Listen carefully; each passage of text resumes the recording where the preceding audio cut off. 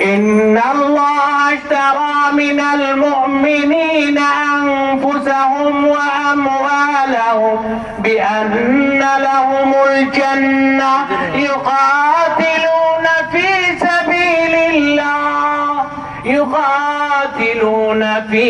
সাবিলিল্লাহ ফায়াকতুলুনা ওয়া ইউকতালুন ওয়া'দান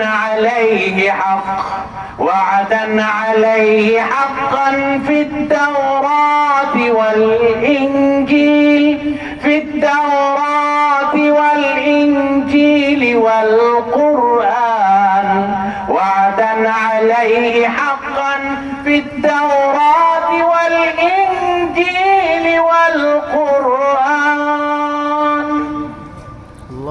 আল্লাহ তাআলা তার কালামে পাকে বলে, নিশ্চয়ই আমি কি করব? জান্নাত দেব। কাকে? জানমাল এর বিনিময়, জানমাল এর বিনিময়। ওয়াদান আলাইহি হক, আমি ওয়াদা করছি, অঙ্গীকার করছি তাওরাতে, ইনজিলে এবং কি কোরআনের মধ্যে তাকে কি করব? জান্নাত দান করব। আর এই জান্নাত দান করার জন্য আবার আল্লাহ তাআলা কি বলেন? وَمَنْ أَوْفَى بِعَهْدِهِ مِنَ اللَّهِ فَاسْتَبْشِرُوا بِبَيْعِكُمُ الَّذِي بَايَعْتُمْ بِهِ। আল্লাহ তাআলা তার কালামে পাকের মধ্যে বলেন, এখন যে আমি জান্নাতে যাব, জান্নাতটা কি? জান্নাতটা হচ্ছে আমাদের আদি বাড়ি। আল্লাহ তাআলা সর্বপ্রথম আমাদের আদি পিতা হযরত আদম আলাইহিস সালামকে বানিয়েছেন। কথা ঠিক নাকি? আল্লাহ তাআলার সৃষ্টি, যে মানুষকে জন্ম দেওয়ার চারটা প্রক্রিয়া।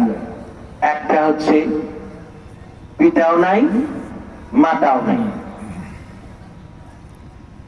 একটা সিস্টেম কি? পিতাও নাই, মাতাও নাই। আল্লাহ সৃষ্টি করছেন মানব। আর একটা হচ্ছে পিতার পর্যায়ে আছে, মাতা নাই। পিতার পর্যায়ে আছে, মাতা নাই। আরেকটা পর্যায়ে কি? মাতা আছে, পিতা নাই।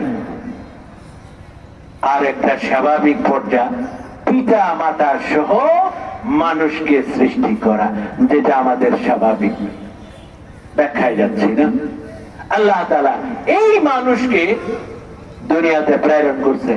কথা ঠিক না বেঠিক?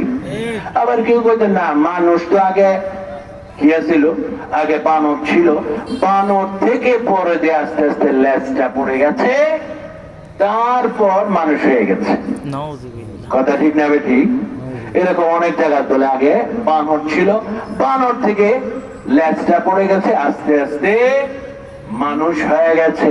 আর আল্লাহ তাআলা বলেন যে না, আমি প্রথমে একজনকে সৃষ্টি করেছি, বাবা আদম আলাইহিস সালামকে, আর তার পাঁজর থেকে মা হাওয়া আলাইহিস সালামকে সৃষ্টি করেছি, এবং তাদের দুইজন থেকে অগণিত নারী ও পুরুষকে কি করেছি?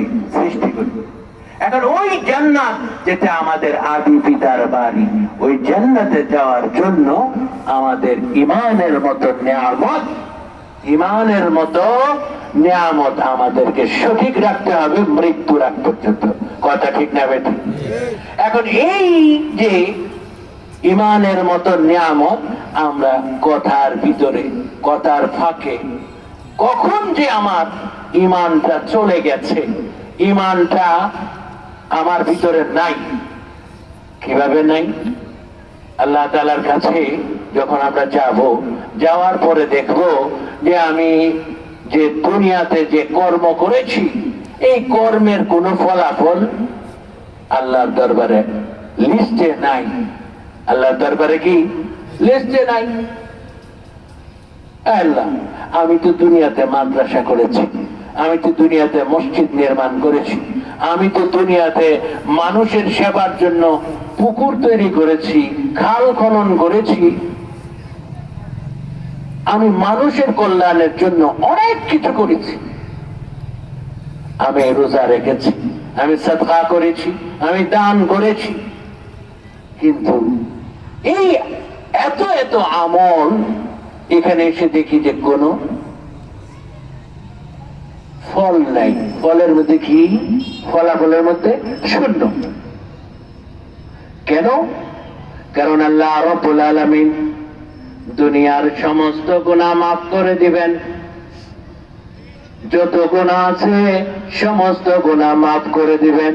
আল্লাহ তাআলা তার কালামে পাকের মধ্যে বলেছেন, যত গুনাহ তুমি করো আল্লাহর কাছে ইস্তিগফার করো, বললে কি হয়ে যাবে? তোমার গুনাহ মাফ হয়ে যাবে। কিন্তু একটা গুনাহ তো সহজে মাফ হবে না। কোনটা? আল্লাহর সাথে শরীক গুনাহ, আল্লাহর সাথে শিরিক করা। এখন অনেকেই দেখা যায় অজান্তে হয়ে যায়, আমরা জানি না, অজান্তে আমার দ্বারাতে শিরিক হয়ে যাচ্ছে। আজকে